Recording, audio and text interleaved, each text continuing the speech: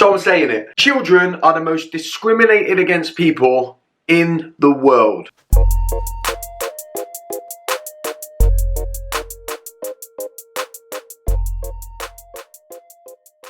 Welcome back, and look, if this is the first time you're here, then my channel is all about mental health and well-being. I talk about the ways that we feel, emotions, how I try and survive in my life in spite of some of that. But look, I'm also tackling some of the bigger issues. I work with young people a lot, and so I want to try and give them a voice and help us to understand how so much of what happens in adulthood starts when we are younger. And so if that feels like it might be a benefit to you, then I'd really like for you to subscribe and turn on the notifications so you know each and every time I post a video. So firstly, before I get started, this is not a video about climate change, okay? So if you want to have the climate change debate, I'm not educated enough to have that debate, and that's not even what this conversation is about, right? So if you think that Greta is doing what she's doing so that you have to pay more tax, then that's fine. Let's not have that debate. This is about the way that we speak about children and the way in which we view young people when they start to have a voice. And that's what I want to discuss today. I've been wanting to make a video about how we discriminate against young people before the whole Greta thing sort of blew up and everyone started talking about it, right? But that's kind of brought it to the forefront, and that's the reason why now I'm making the video.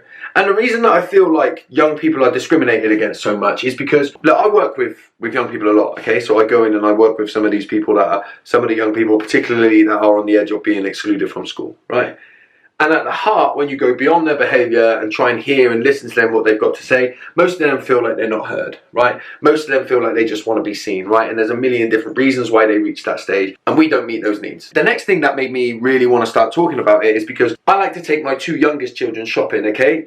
When I go to the supermarkets, I've talked loads about it before, I get quite anxious, right? But I like going on I go on a Thursday night when the supermarket's quite quiet, and I take my two young children. Now, they don't want to go in the trolley when we go, right? Because they quite enjoy walking about with me. They are ages 3, and Shay, my youngest, is going to be 2 in December. So they're quite young, but they walk around, okay? Now, they know we're in a supermarket, they know it's not a play area, so they are just walking next to me. We talk about the shopping list, and they pick up the shopping and put the shopping in the trolley for me, right? It does mean that they are very small, so when they're walking around, if you're an adult pushing your trolley and you're not being mindful of what you're doing, you sometimes nearly walk into them. And each and every time you do, I say, I'm sorry, come on girls, mind out the way, right? And actually what I started getting annoyed about is my children are young people, they're young human beings, right? And they happen to be small. You can see the look on a lot of adults' faces when they're in the supermarket. They're pissed off, right? They're annoyed that my kids are in their way while they're trying to go about their shopping, right?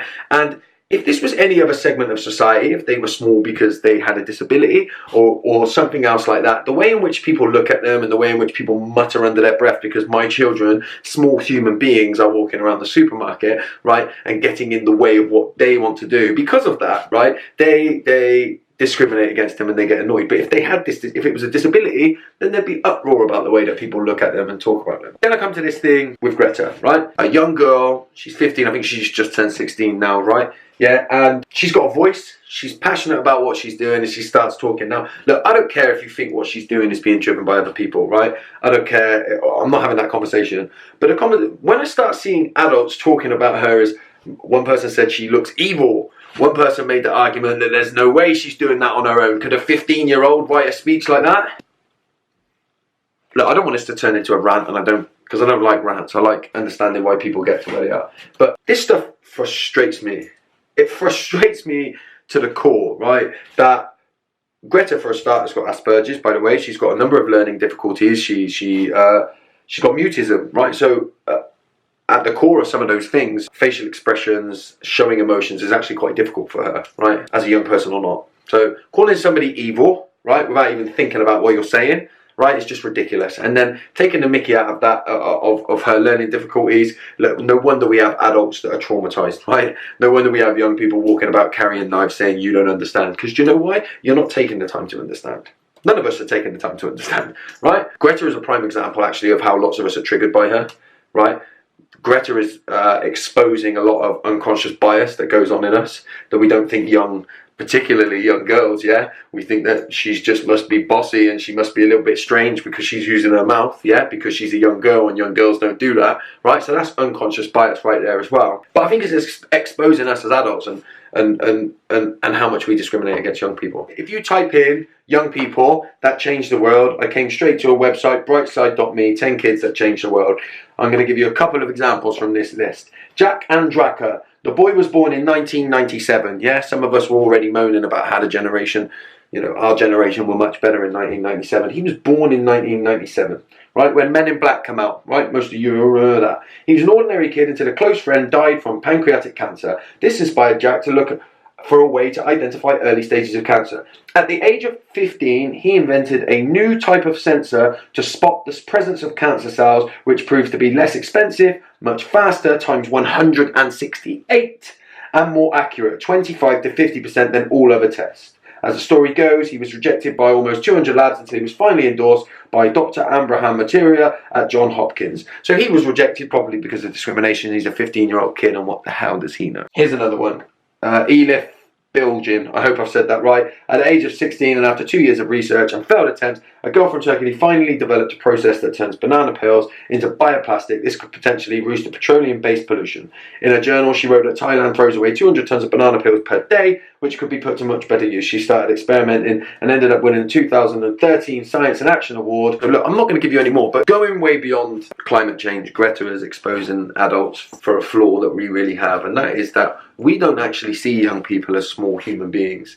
We don't realise their potential. We've stopped investing in them. We just see young people as an annoyance. We, as adults, I believe, and as human beings, and by the way, when I talk about discrimination and unconscious bias, I recognise that in myself too, okay? So I'm not excluding myself or putting myself on a pedestal. I understand where and when I do this too, and it's something that I do try and work on. Unconscious bias is not just something that goes away. I have to become aware of it and recognise where I do it, right? So I'm not free of this conversation, right? But I understand how we build layers up, right? We build layers, we deny certain things. We'd rather not look and spend time with that stuff over there because it doesn't make us feel good. It makes us have to look at ourselves and we don't want to. And we've built a life trying to avoid doing that. So when a young person comes along and says, well, hang on a minute, what about this? We don't like it. And so what we tend to do is we discriminate against them. Yeah, we start to put them down. We suppress them, right? And I believe this is why we're seeing the society that we see today. I'm sick and tired really of just watching adults talk about the snowflake generation, yeah, that are offended by everything, right? They're not offended by everything. They live the life of being suppressed, right? So when they reach 18, 19, they're starting to make changes, right? They're starting to try and do things, and we don't listen to them, and it makes me angry. I didn't want this to be a rant, but I feel like in some way that it has been. I'm passionate about giving young people a voice, and the moment a young person gets a voice, it's incredible to watch adults try and suppress it. I want to create change. I believe in change. I believe in young people, and I think it's time we started investing in them again. Until next week.